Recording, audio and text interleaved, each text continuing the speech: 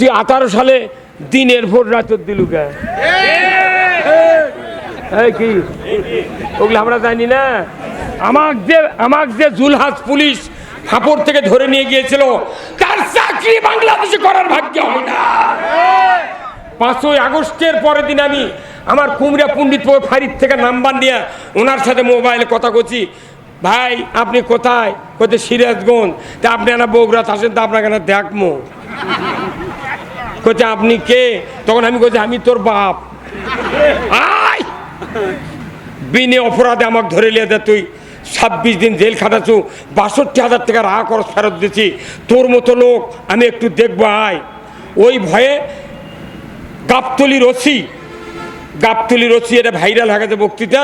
আমার ওই পল্লী মঙ্গলের পূর্বে একটা সভা, ওই ওসি সাহেব যা করছে, এই যে আপনার বক্তৃতা জুলাদের উপরে এত খ্যাপা খায়। আমি খ্যাপা হবে না মানে বিনে অপরাধে কেন ধরলো কথা কন? ওখান থেকে ভয়ে ট্রান্সফার খাগড়াছড়ি গেছে। খাগড়াছড়ির পর আমি যখন ফোন দিলাম আর ফোন বন্ধ।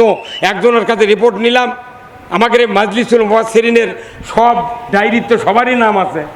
আমি কেন্দ্রীয় মাজলিসুল মুফাসসিরিনের কেন্দ্রীয় সদস্য। ফোন লাগালাম, বলছে জুলহাস চাকরি ছাড়া দেয়া, কোথায় গেছে কেউ জানে না। মানা এত বড় সত্যবাদী তুই আমার গাঁদা দেখুচ্ছ চুলের মধ্যে, তুই দিনের ভোট আতর দিলু করে। তারপরে আমরা কিছু বলি না, আমরা বলছি দেশে একটা সুষ্ঠু গণতন্ত্রের মাধ্যমে একটা কল্যাণকর রাষ্ট্র, একটা সুষ্ঠু নির্বাচন দরকার। আমরা কোন অত্যাচার নির্যাতন প্রতিশোধ নিতে চাই না, কিন্তু বাংলাদেশে কোরআন বিজয়ের মাধ্যমে আমরা মানুষের দ্বারে দ্বারে শান্তি পৌঁছায় দিতে চাই। এই বাংলাদেশে শান্তি কায়েম হোক। কারা কারা চান দুহাত তুলে আল্লাহকে দেখান। লিল্লাহে তাকবীর, নারায়ে তাকবীর। আল কোরআনের আলো, আল কোরআনের আলো। তাহলে রাজত্বর কথা কে বলেছেন আগে? আল্লাহর রসুলকে খেলাফত দিলেন কে? কি দিয়ে? কোরআন দিয়ে। এই রাজত্ব ছাড়া পৃথিবীর জমিনে জিবরাইলও যদি প্রেসিডেন্ট হয় বাংলাদেশে শান্তি হবে না, কারণ আইন তো আল্লাহর নাই। আমরা সব আইন দেখেছি, কি ভাই দেখিনি? এই যে আপনাকে আদমদিঘি থানা মজিদ তালুকদারের নাম শুনছেন? আব্দুল মুমিন খোকা পৃথিবীতে কোরআনের পার্লামেন্ট কায়েম করতে চায়। যে খেলাফত আল্লাহ রসুলকে দিয়েছেন ওই খেলাফত পৃথিবীর জমিনে কায়েম করতে চায়। তুমি কার বিরুদ্ধে হুজুরা ফতুয়া দাও? তুমি জানো যার কপালে কাবা শরীফের ইমাম চুম্বন দিয়েছে আল্লাহু আকবার, তুমি তার বিরুদ্ধে কথা বলো। যে মৌলানা মওদুদি মসজিদে নববী যেখানে মদিনা ভার্সিটি, তার উনি প্রতিষ্ঠাতা সদস্য, কেন তার বিরুদ্ধে তুমি ফতুয়া দাও? সারা পৃথিবীর ভিতরে দ্বিতীয়বার গায়েবানা জানাজা হয়েছে মক্কার চত্বরে, তিনি হলেন মৌলানা মরহুম মওদুদি রহমতুল্লাহ। যেখানে মক্কার ঘরে গায়েবানা জানাজা হচ্ছে তারই নামে তুমি ফতুয়া দিচ্ছ। কারণ কি? রয়ের টাকা খায়া এরা বিক্রি হয়, ফতুয়া দিচ্ছে, এটা মওদুদির ইসলাম। এখানে যতক্ষণ বক্তৃতা দিচ্ছি মওদুদির কথা খুঁজি, কার কথা বলছি? তে তুমি কি আবার এগুলো কয়া বাংলাদেশ মানুষ ই ট্যাবলেট আর খায় না, খায় না? হ্যাঁ জোরে করলেন নাকি? ঠিক, এই ট্যাবলেট আর বাংলাদেশের মধ্যে রাজাকারও খায় না, মওদুদির ইসলাম খায় না, ওই জঙ্গি খায় না। কিন্তু এখন মানুষ করছে সব দেখা শেষ, এবার আলেম ওলামার বাংলাদেশ। কি? তাহলে আমাকে চিন্তা করতে হবে, যে জিনিস যত ভালো তারই বিরোধিতা তত বেশি হবে। জীবনে দেখবেন নকলের কোনো নকল নামেনি, নকলের কোনো নকল নামেছে, আসলের নকল নামেছে। যে বাংলাদেশে যত আলেম ওলামা আছে আমি অনুরোধ করব আমরা সবাই নবীর ওয়ারিস, আল ওলামা ওয়ারাসাতুল আম্বিয়া। আমরা এই পৃথিবীতে বাংলাদেশের একটা ছোট্ট দেশ, এই দেশে কোরআনের রাজ কায়েম করতে চাই। আর ভাগাভাগি কোনো বিরোধিতা করে লাভ হবে না। এই যে আমার হাতে দেখছেন এটা কি? টিস্যু। আচ্ছা এই টিস্যু যখন পাকাবো এর নাম কি হবে? দড়ি। আচ্ছা এই দড়ির যখন এই দিক হচ্ছে ইসলামী জোট, এই দিক হচ্ছে এই রাজনৈতিক দল, দুইজন যদি এই দেশে ক্ষমতা লিয়া কামড়াকামড়ি করে টানাটানি করি, এই টিস্যু কি বেশিক্ষণ আমাকে ধরে রাখতে পারবি? অবশ্যই দুইজন ছিঁড়ে পড়ে যাবো, দুই দিক মাথা ঠেকনা খা পড়ে আমাকে দৌড়ে আসে আর এক গ্রুপ এসে পিঠে আমাকে শেষ করে এটি আবার যা ছিল তাই। তো ওই পেলাবেলি না করে যদি 139 সিট বিএনপি পায় আর ইসলামী দল মিলে যদি 161 সিট পায়, এই দুই গ্রুপ মিলে যদি দেখো ইসলাম কায়েম করে 5 বছর ইসলামী দল চালাবি, 5 বছর ওরা চালাবি, দেশটা শান্তি কায়েম হোক। এটা কি আপনারা চান না? সবাই মিলে আমরা সংসদের দামো, কথা হবে আল্লাহর, কথা হবে জনগণের, কথা হবে কৃষকের, কথা হবে ডাক্তারের, কথা হবে গরিবের, কথা হবে দরিদ্র মানুষের। আমরা সেই কাম না করে খালি পেলাপেলি করছি। একটা করছে যে গুড় মিষ্টি, আর একজন ল্যাপেটে করছে তুই কলি হবি গুড় দিয়ে গোটা আম্বল। কথা কয় না রে ময়না, এগুলা পেলাপেলি আর মানুষ খায় না। এবার বাংলাদেশের টেকনাফ থেকে তিতুলিয়া আমি বাংলাদেশের 85টা এমপির সিটে সবালেছি। আমি বলেছি কোনো বক্তৃতা হবে না, খালি মাগরিবের পড়তে সিরাত মাহফিল কর্ম, টাকা তুই দিস। কারণ আমি বসে থেকে যদি এদেশে ইসলাম পরাজয় হয় আমাকে কি ওরা ধরে নিয়ে যাবি? তো অতে মরিছি খাইতে মরে যাবো। আমি এমপি, আমাদের একটা এমপি আছে, আমরা পাচ্ছি কেন্দ্র থেকে ডক্টর মোস্তফা ফয়সাল পারভেজ, একটা আন্তর্জাতিক মানে একটা চ্যাম্পিয়ন প্লেয়ার পাচ্ছি। তারই সাথে 24 ঘন্টা গণসংযোগ করি। আমাকে বাংলাদেশের বহু জায়গার থেকে ফোন করে কয়, হুজুর আপনি একটা ভাইরাল বক্তা, এই রাজনীতির ময়দানে ক্যানভাস করেন কে? রাত্রির ওগুলো কয় বুঝছেন? আমি কই তোর ক্ষতি কি করছে না? এটা দেখতে কেঙ্কা শোভা কমে যাবি না? আমি তো শোভা কমাই চাচ্ছি। আমি যদি বসে থেকে পরাজয় বরণ করি আমাকে ক্ষতি হবে। অতএব জীবন আসে নাই। আমার আব্বা যদি বদরের যুদ্ধের আগে দুনিয়াতে আসতেন, আমরা 7টা বেটা আব্বার, এই 7 বেটা জন্ম নিয়েছি। যেরকম তাসের হাতির কয় বেটা? কয়টা? আপনার তাই একটা বেশি আছি। তাহলে আমার বাপেরও 11টা সন্তান, আপনার বাপেরও 14টা সন্তান। এই সিরাত মাহফিল করে দিয়ে আদমদিঘির ওসি ছিলেন ওই মসজিদে। আজকে আমার কাকুর সাথে ওই গল্প করে নিবা চেম্বারে, যে নাইটু ভাইয়ের বাপ অনেক দিন অসুস্থ, শুকিয়ে দা হাতের লোক টোক ব্যাকা হয়ে গেছে। আমি সিরাত মাহফিল করে কি যে নাইটু ভাই আর মাসুদের যে আমার বাবাকে না দেখাই লাগবে, তে দেখবার দা দোয়া দূর করে না মোনাজাত করছি, আল্লাহ যদি হায়াত থাকে তুমি হায়াত দাও, সুস্থ করো, আর যদি হায়াত না থাকে আল্লাহ দোয়া করছি তাকে আসানের সহিত তুমি মৃত্যুবরণ করাও। সরে বাড়িতে গেছি, সেই দিনই মরছি। পরে আমাকে কইতে, হুজুর আপনাকে দেখার জন্য আর আপনি দেখার জন্য আমার বাপ চেয়েছিল। সারা আদমদিঘির কত সম্পদ আছে তাই কি কবর দেয়নি? কতক্ষণ তার যে সন্তানগুলি, এই সন্তানগুলি যদি দিনের পথে কাজ করে, আল্লাহর ইজ্জতের কসম আল্লাহ কিয়ামতের দিন জান্নাত দেবে। আমরা জান্নাতের কথা বলি, কেউ কয় যে জামাত ইসলাম এরা জান্নাতের টিকিট বেঁধিচ্ছে। আরে আল্লাহ টিকিট দিচ্ছে, আমরা সেই টিকিট মানুষ দিয়ে দিচ্ছি। এই কথা কোন না? আল্লাহ কোরআনত বলছেন, ইন্নাল্লাহশতারা মিনাল মুমিনিনা আনফুসাহুম ওয়া আমওয়ালাহুম বিআন্না লাহুমুল জান্নাহ ইউকাতিলুনা ফি সাবিলিল্লাহি ফায়াকতুলুনা ওয়া ইউকতালুন ওয়াদান আলাইহি হাক্কান ফিত তাওরাতি ওয়াল ইনজিলি ওয়াল কোরআন। জোরে কোন আল্লাহু আকবার। আল্লাহ বলেছেন, হে মুমিনরা তোমাদেরকে আমি বেহেশত বিক্রি করে দেব, বিনিময়ে তোমাদের জানমাল ক্রয় করে নেব। জানমাল যারা দেওয়ার ওয়াদা করবেন তারাই শুধু আল্লাহর জান্নাতে যাবে। আপনারা কি জানমাল আল্লাহকে দিতে রাজি আছেন? কারা কারা দুহাত তুলে আল্লাহকে দেখান। লিল্লাহে তাকবীর, নারায়ে তাকবীর।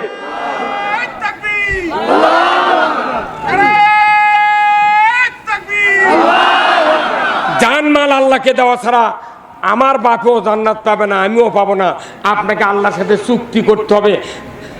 আপনি যদি আদমদিঘির থেকে ট্রেনত যান, তাহলে আপনার এখান থেকে হাইটা রেল স্টেশনে যাওয়া লাগবে না। এই কতক্ষণ যে আপনি ফোন করে করছেন আমি 9টার সময় ট্রেনত করে সান্তাহার যাবো, তখন করছে ট্রেন মাস্টার করছে ঘড়ি দেখেন তো, টিকিট মাস্টার করছে ঘড়ি 11:30। যে তুমি 9:30টায় সান্তাহার যাবে, তো এখন যে ঘড়ি 11:30 তুমি টিকিট করছো কখন?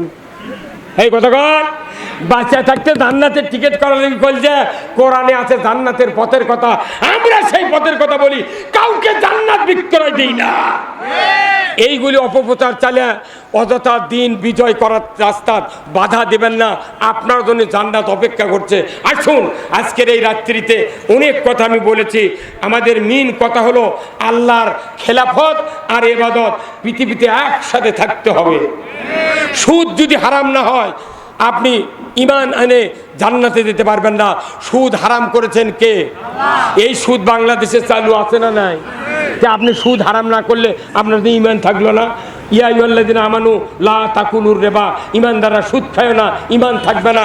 ওযু করে ওযুকারীরা বাই ছাড়ো না, ওযু থাকবে না। রোজা রেখে দুপুরে ভাত খায় না, রোজা থাকবে না। নামাজ শুরু করে ফাতিহার পর অন্য কথা বলো না, নামাজ থাকবে না। আপনি ওযু ভঙ্গের কারণ জানলেন, নামাজ ভঙ্গের কারণ জানলেন, রোজা ভঙ্গের কারণ জানলেন। ঈমান কবে ভাঙ্গা করতোয়া নদী দিয়ে ডুবছে থেকে চলে যা মেঘনাথ পড়িছে, এখন তুমি মাঝে আছেন বল যা এলে বুদ্ধি কে দিতে? সুদ হারাম করতে রাজত্ব দরকার, চুরি বন্ধ করতে রাজত্ব দরকার, জানা বন্ধ করতে রাজত্ব দরকার, জনগণের সেবা করতে রাজত্ব দরকার, নামাজ কায়েম করতে রাজত্ব দরকার, জাকাত কায়েম করতে রাজত্ব দরকার। কত বিষয় শুনবেন। কোরআন পড়ে চটি পড়ে এগুলো লাগেনি, গোটা কোরআন পড়তেই আছে। উনি কি মাথা মারে জামাতের কি এক মাস না রিপোর্ট রাখে জামাত ইসলাম করেন না? ঠেলা কাক করে দেখেন। 40 বছর জামাত ইসলামের বয়স, আমি তো জামাতের ওপেন ফিল্ডে বক্তৃতা দিই, কিন্তু কোরআন হাদিস ছাড়া একটাও কথা আমি বলি না। শক্তি আকার দিতে ঘর বানিয়ে দিচ্ছে হাসিনা, আর যারা ঘর করিচ্ছে এরা 9 ইঞ্চি ভিত করে ইটা গাছে 1 পাট 10 ইঞ্চি পারে ওর উপর 5 ইঞ্চি গিটনি গাছ দিতেছে। লিলটুন দেওয়ার পর মিস্ত্রি বাড়ানোর আগেই ওরই গায়ের উপর ঘর করে এই কাম করতে দেওয়া হবে না। জামাত ইসলাম যদি ক্ষমতায় যায় এদেশে 1 টাকাও দুর্নীতি হবে না। এমপি যিনি দাঁড়াবেন হিসাব নিয়ে আমরা তাকে নমিনেশন দিছি। এমপি হওয়ার পরে 1 টাকা যদি বৃদ্ধি হয় ওর হাত কাটে দেওয়া হবে। হাত আগে এমপির কাটনো।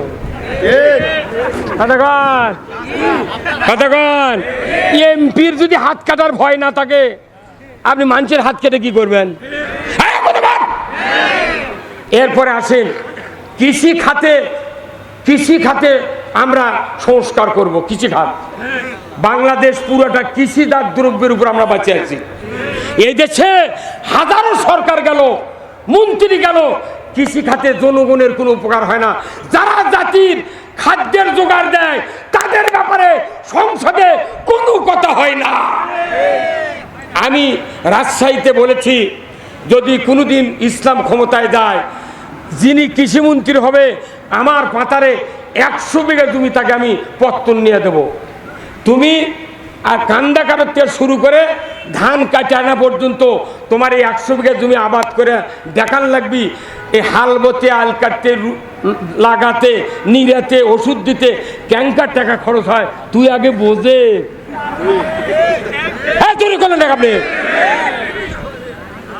তুই আগে বুঝে অ্যামেস্টার টপের দাম 1600 টাকা, তুই আগে কিনে কয় বিঘা আবাদ করবো কর।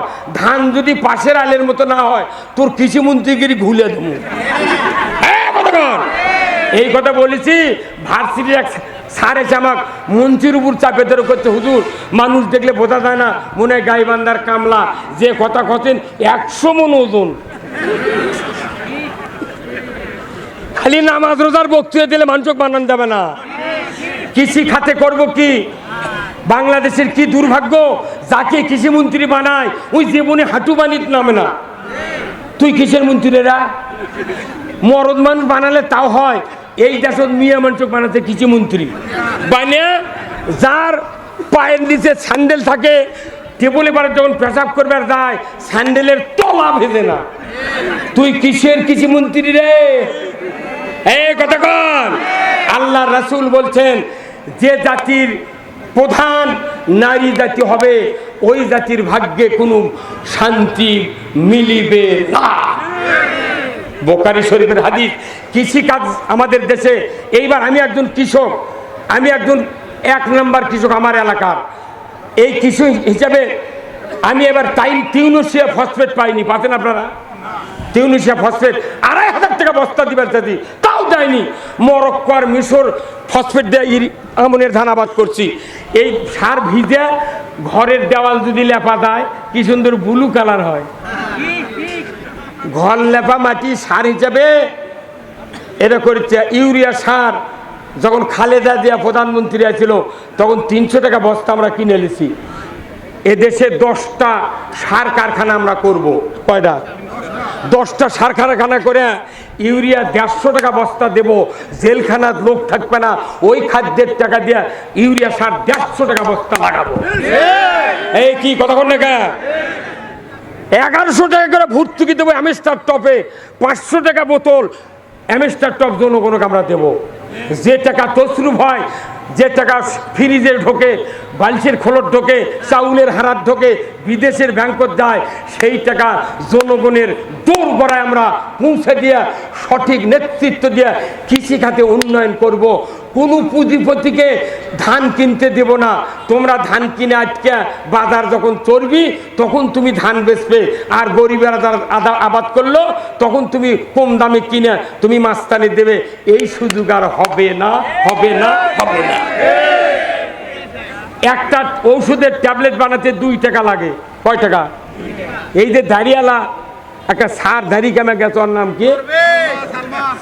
সালমান এফ রহমান দরবেশলা, ওনার নাম ভালো নামই কলে।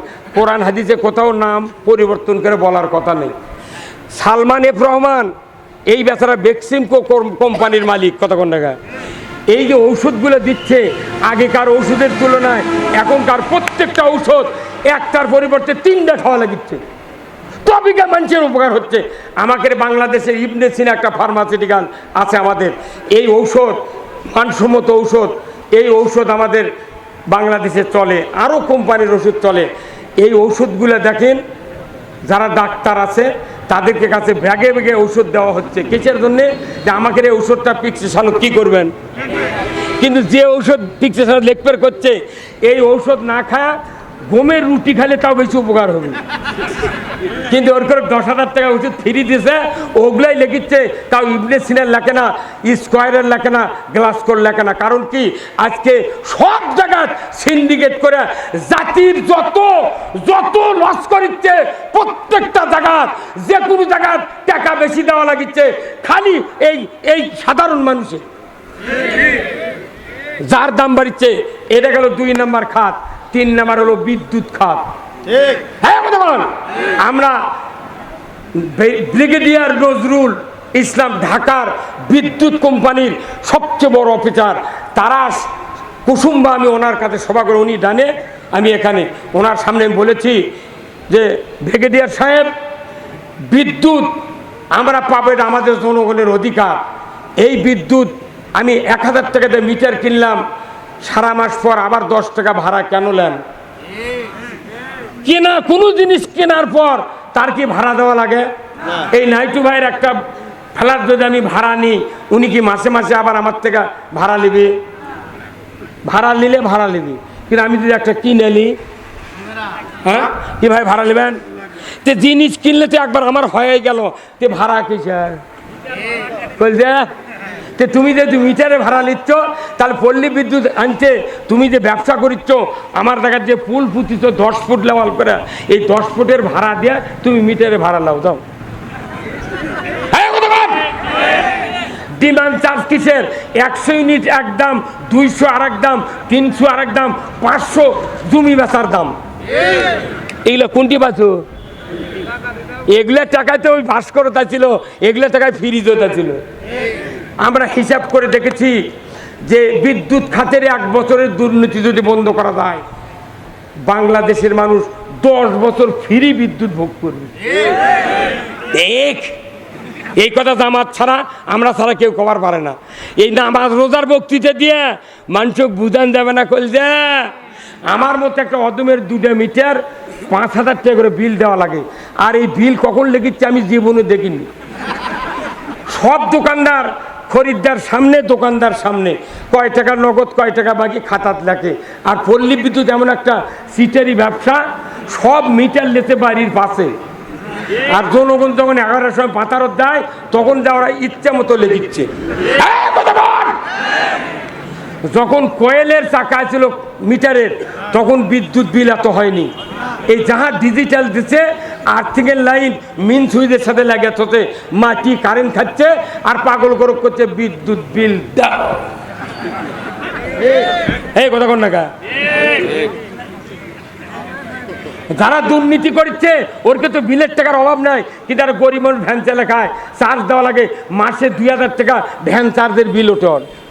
এগুলো কে কবি? সারা দেশের দুর্নীতি ছায়া গেল, ভ্যানালা ভ্যান চালে গরু স্বল্প লোক বাঁচাচ্ছে, পুলিশ যা সুসা দিয়া টাকা দিয়া টায়ার কানা করে দিকে, তুই অট টায়ার কানা করছি গা। ঠিক কথা কোনে? হ্যাঁ, সিএনজি কে কিনেছে?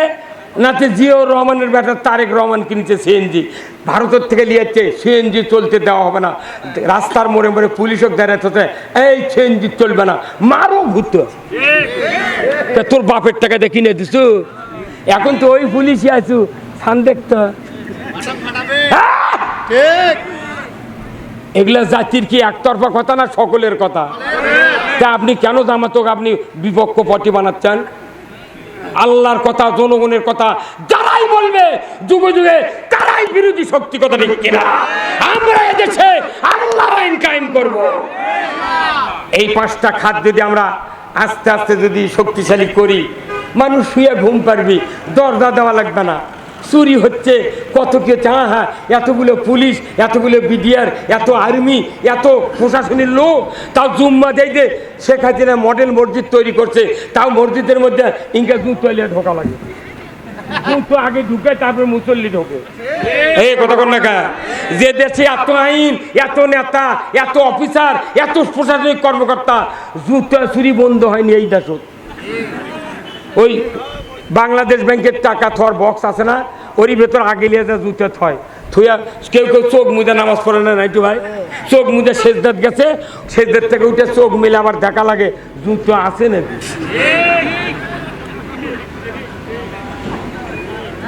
ফাইজলামো, এটা ফাইজলামো। আমরা আল্লাহর আইন কায়েম করতে যাচ্ছি।